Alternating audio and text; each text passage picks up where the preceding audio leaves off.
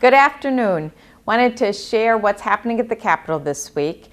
There's a big initiative moving through the Senate called the Paid Family Leave Act. And what this initiative is about is recognizing that we all have people we care for. So whether you're pregnant and you're about to have a baby and you know that you want to spend 12 weeks with your baby because research shows how very important it is for you to have that bonding time, or you have a sick parent that you need to be with.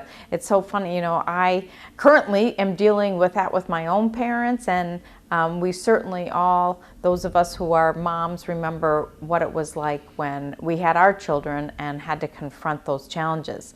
So as you can see by my remarks, I think it's really important that we solve for this. But I will tell you that the bill as it was introduced is something I'm not yet ready to say yes to. It has been done as a very major new insurance initiative where a new division would be formed in the state, and every business, unless they could demonstrate that they had similar types of benefits, every business would pay a tax that would then be pooled to create this benefit.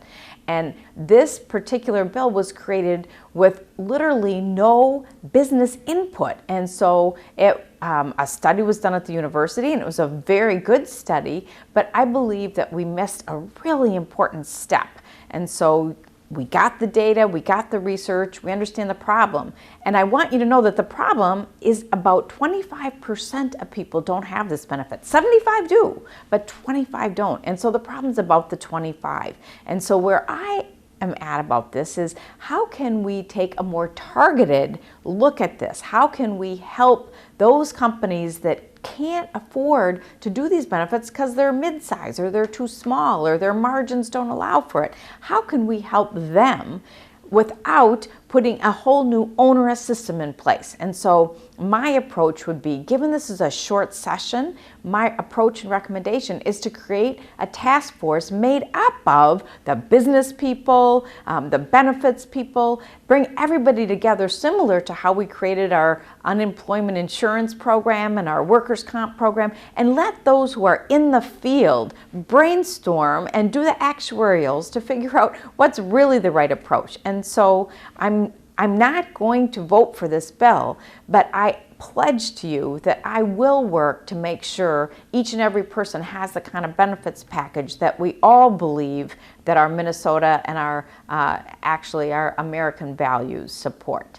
So on a similar note, in the education K-12 committee, we heard our policy bill today. And again, because we're in a short session, we use that approach of putting together working groups. And normally I don't like working groups because I'm an action person, like just get it done. But we don't have time to hear all the pros and cons and check, what would be the unintended consequences of an approach. So we heard about the very challenging situation with our Board of Teaching and our Department of Education when it comes to licensure. And so rather than us sitting around a table and saying, we're going to solve that, we said, no, we'll put together a working group. And same with regard to discipline. You're reading the paper, these tragic stories about teachers getting hurt, or about, students' careers being derailed because they have these suspensions on their record. And so now we've put together a task force to really look at what is a fair and effective discipline policy. And again, let's bring the experts. We legislators, while we think we know everything, we actually don't. We're not in the field. And so I do support that approach.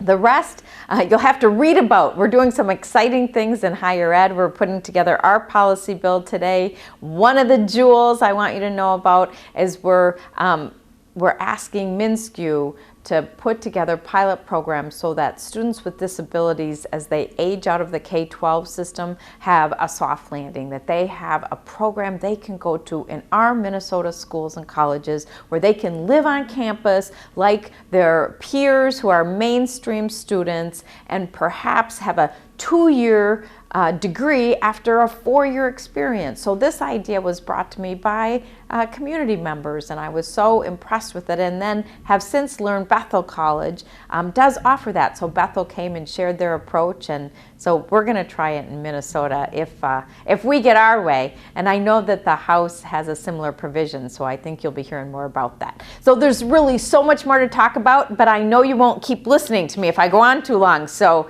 have a great weekend. Please read the newsletter. Thanks. Bye.